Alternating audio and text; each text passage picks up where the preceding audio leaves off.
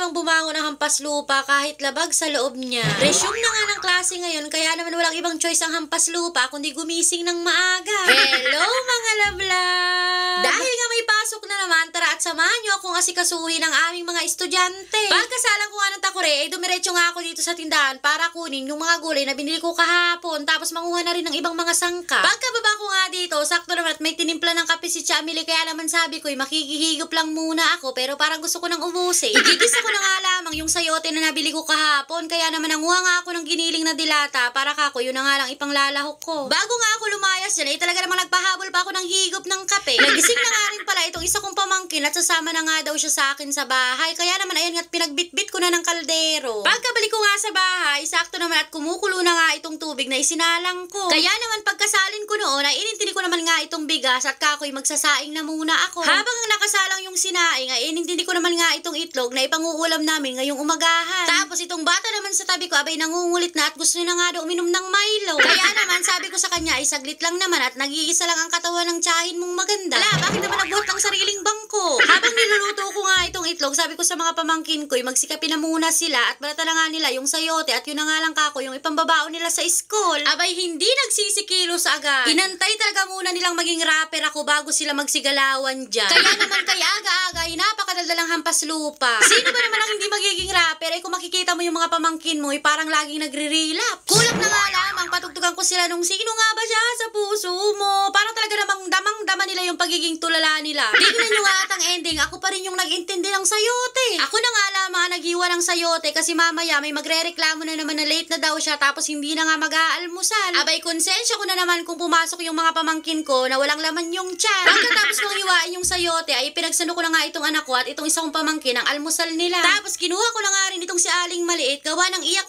at hindi na mapatahan ng nanay. Sa wari ko'y abot kalsada na yung bunganga sa wagas niyang makaiyak. Buti na nga lamang at kumalma nung binigyan ko ng Milo. Habang kumakain nga yung mga bata ay inintindi ko naman nga itong pagluto ng sayote at magpapaligo pa nga ako pagkatapos. Talaga namang pag may pasok umaga pa lang ay hagard na hagard ka na. Pero okay lang namang mahagard. Ang importante ay naasikaso ko nga ng maayos yung anak ko at itong mga pamangkin ko. Nang matapos nga akong magluto, una ko na nga inintindi itong isa kong pamangkin na maliit, gawa ng isasabi na nga lang siya ng tita niya papuntang school. Lagi ang maagang naghahatid yung kapatid ko sa school, gawa ng hinihahatid niya nga yung grade 1 niya, tapos yung isa niyang anak ay dapat maaga pa lang nasa classroom na, gawa ng naglilipat-lipat nga sila ng classroom. Eto namang si Blesyang ko, lagi na lang nahuhuling bihisan, gawa ng yung isa niyang pinsan yung lagi niya namang nakakasama papuntang school, at kaya naman na nilang pumunta ng school lang sila lang, basta ihahatid sila sa sakayan.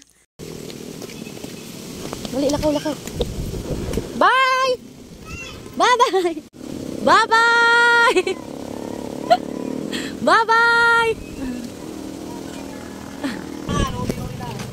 O, dumang ka na kayo sa inutan ka mo. Hindi ka na ni. O, bayad na ka mo kay Lulu Rapa. Lulu! Bayad na, bye-bye! Kung mawalak mo yan dyan, bakit mawalak mo? Kaputan mo lang. Lulu! Mahulog yan, Besan! Ano to, Pak?